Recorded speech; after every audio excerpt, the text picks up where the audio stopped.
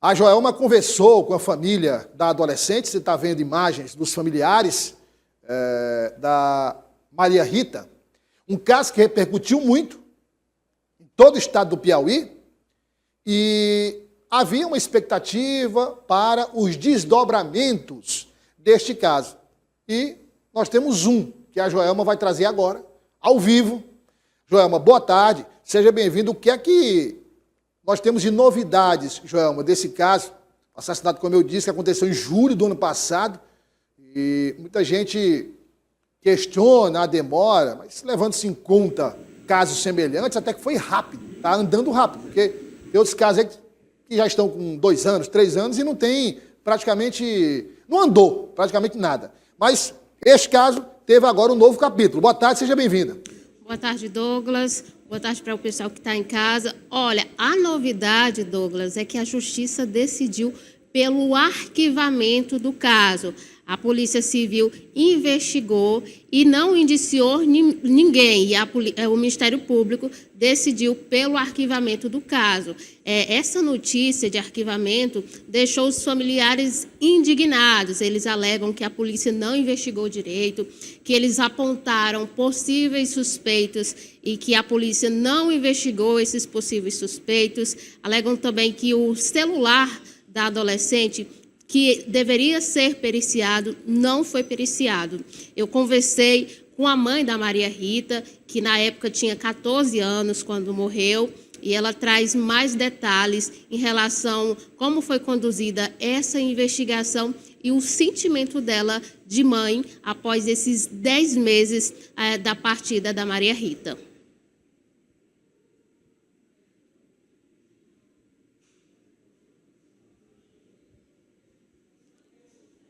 Acredito que nós tivemos um probleminha. Chama de uma mãe que ainda não teve respostas. Conceição Vidal segue em luto e na luta por justiça pela morte da filha Maria Rita de Cássia Santos e Silva, de 14 anos. Quase um ano após o crime, o caso foi concluído pela Polícia Civil sem indiciamento. Com isso, o Ministério Público do Piauí decidiu pelo arquivamento. Para a família, foi mais um capítulo de descaso e silêncio. O Ministério Público, no dia 15, mandou um ofício para mim dizendo que ia arquivar o processo da minha filha.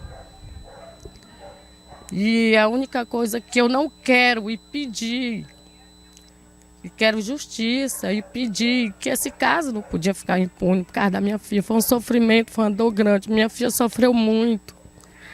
E a única coisa que eu quero é justiça, nada mais do que a justiça. E o Ministério Público disse que era para mim dar entrada, eu tinha 1 mês para mim recorrer uma defensoria pública para desarquivar o processo da minha filha. Maria Rita desapareceu no dia 21 de julho de 2024. Estava sem o celular e com a roupa do corpo. Foram quase 20 dias de buscas até que o corpo foi encontrado em um terreno baldio na zona sudeste de Teresina. Eu pegava minha moto, saía atrás de possíveis indícios de onde ela tinha passado. Eu com minha mãe, estava fazendo toda essa investigação. E a gente, como comunidade, foi que encontrou ela totalmente, uma ossada de uma criança totalmente abandonada ao léu, aos urubus, né? Porque lá era um local abandonado 17 dias depois, e a gente encontrou, a gente chamou a polícia 1 hora depois, foi que o DHPP foi lá. Desde o começo a polícia foi omissa, tanto a delegada quanto a polícia civil, a polícia de investigação, e eu fiquei em choque, porque não fizeram nada no sumiço, apareceram 10 dias depois aqui, e ainda a gente que estava procurando foi que achou. E se a gente não estivesse procurando, será que ela seria encontrada? A defesa da vítima vai recorrer da decisão do Ministério Público e afirma que algumas provas foram ignoradas. O celular da adolescente, por exemplo, nunca foi periciado. Segundo a defesa, algumas informações colhidas pela própria família da adolescente também foram ignoradas. Maria Rita não saía de casa sem o seu celular. E o celular da vítima foi entregue na delegacia. Porém, nós não identificamos nenhuma extração de dados, nenhum pedido judicial para tanto, e é importante que nós saibamos quais eram os relacionamentos que essa jovem tinha. A advogada acredita que o depoimento de um possível suspeito apontado pela família, que não foi ouvido pela polícia, pode ajudar a desvendar o caso de Maria Rita. 3 suspeitos foram acarreados, porém, inusitadamente, apenas 2 foram ouvidos. Apenas 2. Então, nós queremos que um dos suspeitos seja ouvido. Inclusive, nós temos uma informante caminhando para esse suspeito, com informações que não estão nos autos em relação a esse suspeito que não foi ouvido. Revoltados, amigos e familiares pedem a sensibilidade do poder público para desarquivar o caso. Justiça! Justiça! Justiça! A defesa da família da Maria Rita está colhendo mais provas. Eles, inclusive, falaram que as imagens que os familiares conseguiram não estão dentro do processo. Nós procuramos a delegada Natália Figueiredo, que estava conduzindo esta investigação em relação ao caso da Maria Rita, e ela informou à nossa produção que, em relação a esse caso, todas as informações já tinham sido repassadas e a família segue aí pedindo o desarquivamento desse processo para que o caso da Maria Rita seja melhor investigado. Pelas informações e...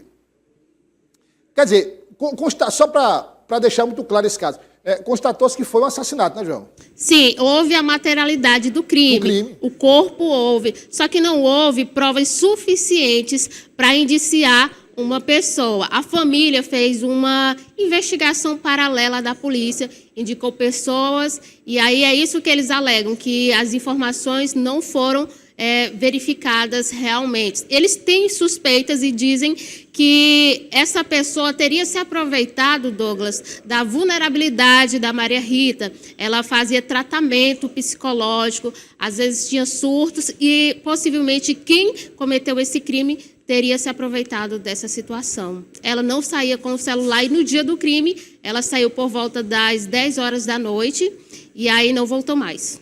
Obrigado, Joelma, pelas informações. Boa tarde. Eu que agradeço. Tchau, tchau. Tchau.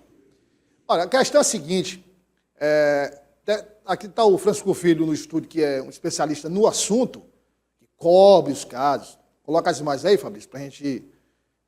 Vamos lá. Um corpo é encontrado em um determinado local. Um corpo é encontrado em um determinado local. Só tem 2 explicações para uma morte. 3, aliás.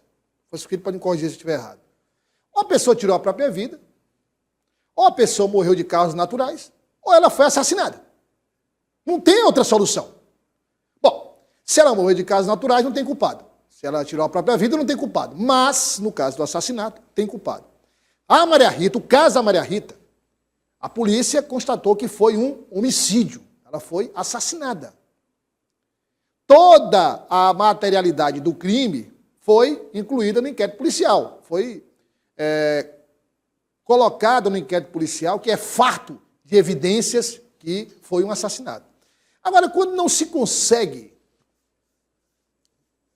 indicar acusados, é estranho, né? Aquela música do Engenheiro do Havaí, né? Somos suspeitos de um crime perfeito, mas crime perfeito não deixa suspeitos. Tem crime perfeito?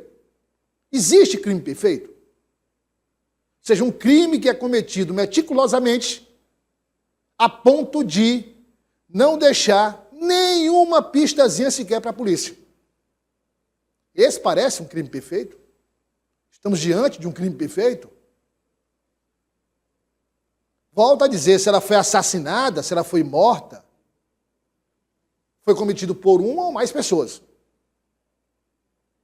Quando se pede o arquivamento, e isso é triste, o criminoso ou os criminosos vão bater palma e continuar a vida de delitos, até que outra pessoa seja vítima e eles sejam presos indiciados, julgados e condenados. Não estou dizendo que a polícia é 100% perfeita, não. Não é. Mas diante desse caso, a gente tem um vácuo aí que não vai ser, infelizmente, preenchido, né? Vem cá, como é que está aquele caso do pastor, hein, Francisco? O caso do pastor, aquele que foi morto pelas mulheres, que procuraram um pai de santo. Vamos procurar esse caso, atualizar esse caso que eu lembrei agora aqui, porque o pai de santo, rapaz, com todo respeito que eu tenho pela Ubanda, enfim, mas os pais de santo que sujam o nome daqueles que cultuam a Ubanda com todo respeito e fazem da Ubanda a sua religião. Foram lá, chegaram lá para o pai de santo, eu estou lembrando aqui da história, dizendo, pai fulano, não sei como é o nome, nós cometemos um crime.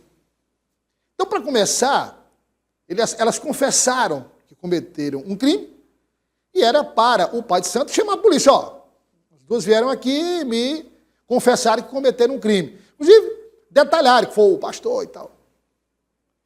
E aí disseram o seguinte, nós vamos pagar uma quantia para o senhor, que é para afastar a investigação da gente. Fazer um trabalho para afastar. Rapaz, o trabalho do pai de santo parece que virou, foi um azogue. Chamou a investigação policial de tal forma que em poucos dias as mulheres foram presas. Quer dizer, ele deve ter feito o trabalho às avessas, né? Porque... eu estou só indo aqui porque eu não sei se foi o Francisco que trouxe informação ou foi o Cine. Foi, Rodrigo? Da prisão das mulheres, tal, não sei quem foi, se o Francisco foi. Aí, no outro dia, 2 dias depois, Natan, um domingo participando aqui, ó, as mulheres foram presas. Como? Não tinha nem... Não, chegaram lá no pai de santo e tal. É assim, né? Mas é uma história cabeluda. Viu? É uma história... Rapaz, é um negócio... Tem muita ponta para ser amarrada aí nessa... Comprar água e tal. Quase degolado. Rapaz, é um negócio...